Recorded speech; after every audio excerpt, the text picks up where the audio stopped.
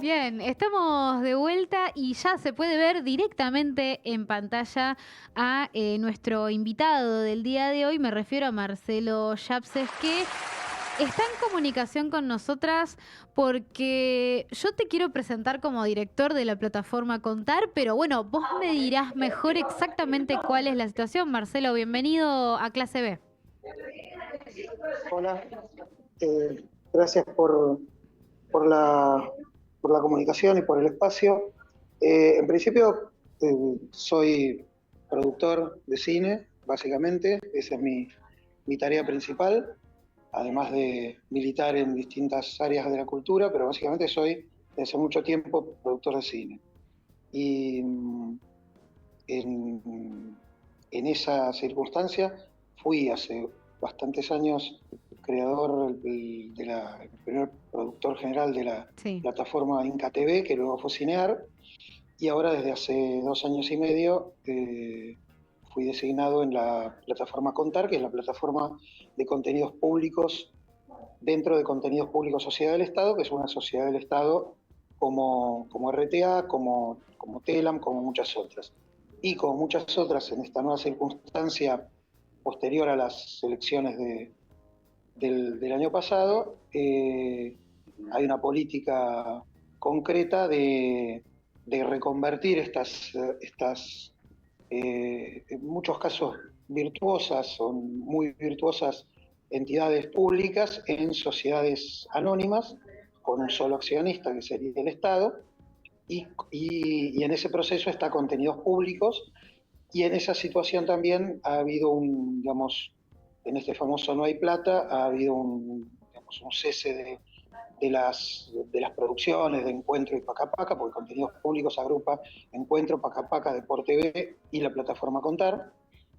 Encuentro y Pacapaca no han producido durante este año. Nosotros veníamos sosteniendo la plataforma, incorporando algunos materiales y contenidos nuevos, merced a gestiones y a gente que necesita siempre un espacio para difusión de sus obras, de sus contenidos, y sosteniendo lo que ya teníamos, el acervo del BACUA, del Banco de Contenidos Audiovisuales, que se desarrolló en otra enorme política muy pública, muy virtuosa, entre los años 2007, 2008 hasta el 2016. Y bueno, en estas circunstancias se tomó desde la intervención que tiene Contenidos Públicos, hay un interventor, antes había un directorio con una gerencia general, ahora con esta nueva gestión hay un interventor, que es el mismo que tenía RTA, digo tenía porque ahora el interventor pasó a ser secretario de empresas privatizadas o de empresas a privatizar, y hay un interventor nuevo. Desde esa figura se decidió con un criterio más específicamente de la supuesta eficiencia monetarista, eh, digamos, pausar la plataforma. Ahora, igual que pasó con las web de todas las de televisión pública, de los señales públicas, etcétera, cuando uno entra con puntuar, hay nuestro escudo nacional con una simpática leyenda que dice que está en reconstrucción. Tengo una pregunta, Marcelo. Mi intención hubiera sido que funcionase en loop la voz del vocero presidencial diciendo saluden a Contar que se va, pero no fue aceptada No te tomaron la propuesta. No me tomaron la propuesta. Tengo una pregunta, Marcelo, porque Sí. a la vista por ahí de cuando uno entra a la página y conociendo la parte pública de toda esta comunicación que bueno, suspende estos programas, uno dice, bueno, pero entonces Contar ya no existe como tal. Digo, ¿cuál es verdaderamente la situación? Porque también cuando uno entra a la página y dicen reconstrucción, hay como una especie de promesa de, bueno, pero en algún momento se reconstruye. Digo, ¿cómo funciona eso verdaderamente? ¿Nos podés No explicar? tiene una sola respuesta porque probablemente tampoco la intervención la tenga con absoluta claridad. Ah, Hay una intención obviamente, de achicar, porque probablemente se abran los tiempos y más ahora a partir del ministerio nuevo de Sturzenegger, se abran turnos de retiros voluntarios, de jubilaciones anticipadas, etcétera, tal como sucedió en Telam, como viene sucediendo en otras áreas del Estado.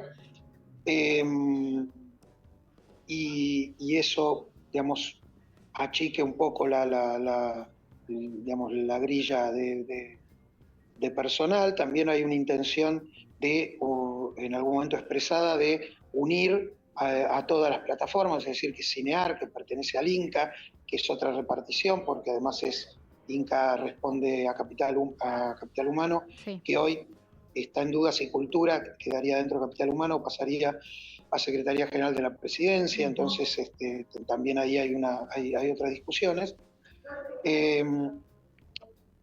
Aunar todas las plataformas en una sola, pero todo eso es un proyecto que tiene como centro, como eje, esta mirada que es, digamos, que en algún sentido es no opuesta, porque no es que yo no creo que las políticas públicas virtuosas de gestiones anteriores tuvieran la necesidad absoluta de la gratuidad, o digamos de la pérdida, de que tenían que ser políticas deficitarias en términos económicos. Creo que tenían que ver con políticas que ampliaran la base de igualdad para el acceso de la mayor cantidad de gente, y esto no es algo que se nos ocurra a nosotros como si fuera una nación socialista, sino que esto pasa en Gran Bretaña, pasa en Francia, pasaba en Italia, pero pasa en países, en Alemania, pasa en países desarrollados, occidentales, capitalistas. Sí, eso era lo que se llaman políticas públicas.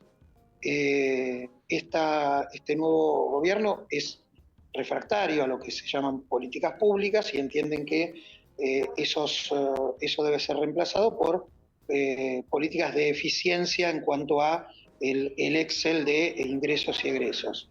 Y en ese sentido, ese es el eje puesto sobre lo que se pueda hacer o se vaya a hacer, intentar monetizar, intentar que haya una eficiencia en ese sentido de resultado económico sobre la mayoría de las políticas públicas, cosa que por otra parte no va a ser una tarea sencilla, porque nada de esto ha sido diseñado sobre esta base y sobre este eje. Entonces, es esto. Yo no sé cómo le está yendo al espectáculo de Dinosaurios Pago o al circo de Flavio Mendoza en Tecnópolis. Por ahí le está yendo bien, por ahí no lo sé. Pero Tecnópolis era un lugar que había sido desarrollado y diseñado para que sea un parque temático que se financiaba de otros modos, con otras políticas, para que esa fuera una política general de inclusión. Lo que te va a quedar claro es que nadie, o casi nadie, de los que aprovechaban, todos los colegios de lugares más críticos en cuanto a la situación económica y a los ingresos de las familias, etcétera, no van a poder ir a pagar 20, 30 mil pesos para ver el circo de Flavio Mendoza. Está clarísimo. Sí. Familias de 3 o 4 personas que te termina saliendo 120 mil pesos una salida, ¿no? Eso no va a suceder. Por lo tanto, hay un amplio sector de la población que deja de tener acceso a un lugar como Tecnópolis. Y se convierte entonces simplemente en un espacio que el Estado Nacional alquila a privados o regentea con privados, para que esos fondos, por otra parte, lo que sucede al menos al día de hoy, ni siquiera van específicamente a las áreas a las que está vinculado esos espacios, sino que van a rentas generales, y de rentas generales pasan a engrosar el Tesoro Nacional, y de ahí entrarán los repartos generales del Tesoro Nacional. Esto es para decirlo en términos no de chicanas políticas, ni en términos de qué horror este gobierno, o ese tipo de cosas, que por lo general a mí, que tengo 50 años de militancia ya encima, no conducen a ningún lado, y hablarlo en términos serios de parte de uno, qué nos llevó a esta situación, porque en buena medida una cantidad de equivocaciones, caminos cerrados y etcétera nos llevaron a esta situación y en términos de entender cuáles son las políticas de quien nos gobierna en la actualidad. Sí, justamente en un bloque anterior que estábamos hablando un poquito de algunas novedades también con respecto al Festival de Mar del Plata y demás, hablábamos del tema de los costos que implican cuando las actividades son solamente las privadas, las que quedan como, digamos, opciones para las familias y demás. Y teniendo en cuenta esto que comentás y que realmente es la línea que sabemos que por lo menos se busca seguir desde la política pública en este momento, y justamente lo que decías de que Contar no fue creado, no fue pensado con esa línea y por lo tanto implicaría una reconstrucción, ¿no? ¿Cómo nos podrías definir, por ejemplo, para alguien que no conoce la plataforma, que no la utilizó en su momento, qué implica o qué servicios brinda o brindaba, por lo menos hasta ahora, hasta su reconstrucción, Contar? ¿Qué se perdió al no estar Contar en la posibilidad del acceso público? Centralmente se perdió la posibilidad de acceder de manera gratuita, como corresponde a una política pública de estas características, un acervo de 2,5 millones de abonados, que no es poco, una plataforma de excelente calidad visual y de contenidos y de acceso y de navegabilidad, que tenía más o menos las mismas posibilidades tecnológicas y estéticas de cualquiera de las plataformas privadas de pago, y con una cantidad de materiales enormemente valiosos, porque no es que solo de descarte, los que no veía nadie, y también sarta de chicanas imbéciles que a veces se esgrimen desde otro lado, sin ningún conocimiento.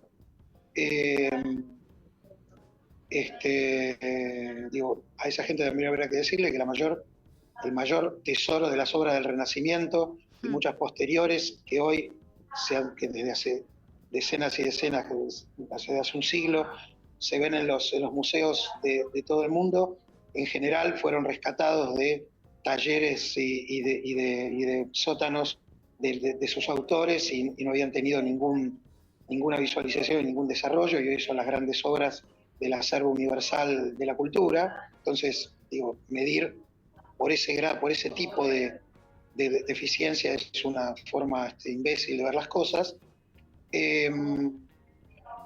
Ahí había cerca de 4.000 horas de material, de material de mucha calidad, de documentales, de unitarios y series de ficción, de largometrajes, que se habían producido con las políticas de desarrollo en los últimos 15, 20 años, series que habían tenido muchísimo éxito, como La Casa del Mar, como La Chica que Limpia, como la historia de un clan, El Marginal, por decir, todo lo que fue la política que hizo el Ministerio de Cultura con contenidos públicos el anteaño pasado, que fue el Renacer Audiovisual, que había una cantidad de 85 series, de las cuales muchas son de series de lo que sería un prime time, como Las Bellas Almas de los Verdugos o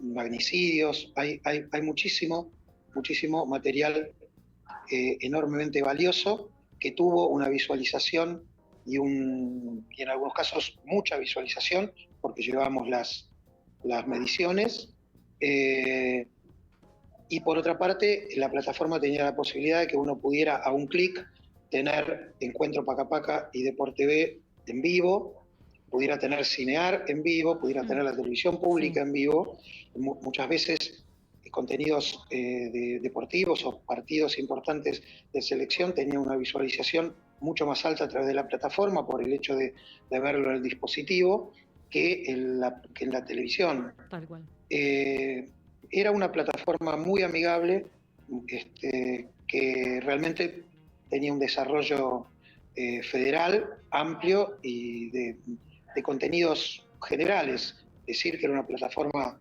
militante, digamos, o ese otro tipo de chicanas ridículas, no tenía absolutamente nada que ver con la realidad. Era realmente una plataforma generalista, con contenido generalista, muy, muy adecuado para audiencias amplias. Tengo una pregunta que tiene que ver... Eso Sí. es lo que hoy no está. Claro. No, ni hablar, pero bueno, tengo dos preguntas sobre eso. Una es cómo Sí. era un poco la cocina de Cinear, porque también está como esta idea de que se trabaja De poco. contar, perdón. De contar, perdón, sí, que se trabaja poco en estas circunstancias. Y la otra tiene que ver con, bueno, y ahora con todo ese contenido, ¿qué pasa? Digo, ¿qué nos podés contar sobre el antes y el destino de este material? Bueno, en principio es una de las cuestiones que queda es ahora que lo que estamos trabajando, que es en el cuidado, en la conservación, en la preservación. Todos esos contenidos están preservados en lo que se llama un MAM, que es una gran memoria virtual. Están los originales físicos, digamos que en el caso que haya discos, los discos donde está ese material está ingestado en un MAM, la memoria. Esa memoria está preservada, al mismo tiempo el encodeado que se llama, que es convertir esos contenidos en aptos para ser subidos a una plataforma, es lo que estamos ahora como tarea en este momento, es preservando todo ese tiempo y esos archivos encodeados, porque llevaron mucho dinero. Justamente lo que estamos haciendo es preservar el dinero invertido en todo ese... en toda esa tarea, en todo ese encodeado, y ese material va a quedar y lo va a tener a la disposición el Estado Nacional, contenidos públicos, RTA y el Estado Nacional para lo que pueda venir más adelante en lo inmediato o más adelante en el tiempo que fuera. Estamos haciendo todo para que eso no se pierda y para que ese material sea preservado. Y en cuanto a la tarea que decías, hay un encargado, un director de programación con la gente que armaba la programación, que armaba la grilla tal cual se arma en una plataforma privada, con diseñadores, con la gente de producción encargada de recibir toda la metadata, que es toda la información de cada contenido, para que pueda tener su fotografía, su sinopsis, etcétera, la ficha técnica de cada material, que es lo que hacía que la plataforma tuviera una cosa agregada, que era que todo contenido que estaba subido ahí, razón por la cual mucha gente nos cedió gratuitamente los contenidos, era porque estaban cuidados y estaban presentados de una forma que antes que verla en una calidad de 240 en YouTube, que sí es amplia y democrática, pero es privada, es algo que muchas veces nos olvidamos, es una empresa de Google, de YouTube, lo podían ver de forma gratuita en Contar, preservados en mayor calidad, 1920 por 1080, en una calidad HD, con la metadata acondicionada y como para que la gente sepa qué es lo que está viendo, etcétera, etcétera. Bueno, esa tarea se está haciendo ahora para que eso quede preservado, y bueno, veremos cuál va a ser el destino y digamos, el tiempo que yo necesite estar ahí para que esto así suceda, y después seguiremos los caminos y el destino de lo que mande la situación. Bueno, Marcelo, la verdad no sé qué decirte. Primero que nada, gracias obviamente por tomarte un buen rato para explicarnos, para contarnos cómo es la situación y demás. Desde ya nuestra solidaridad y nuestra disposición para lo que podamos colaborar en este sentido, porque bueno, es una plataforma de la que hemos hablado muchas veces y que nos apena muchísimo que pueda estar como en riesgo, que se haya perdido, digo, nos apena muchísimo, así que te agradezco y bueno, lamentamos lo que está sucediendo.